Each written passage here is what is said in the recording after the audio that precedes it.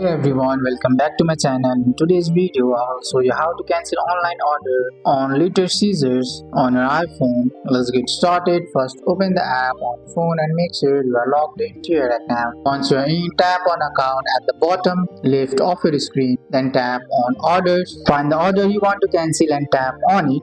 Little Caesar usually does not allow online orders to be cancelled once they are placed, especially if the store has already started making the pizza. If you don't see a cancel button, that means the order cannot be cancelled online. If the order was placed very recently, your best option is to contact the store directly as soon as possible. You can find the store's page phone number on the order's details page.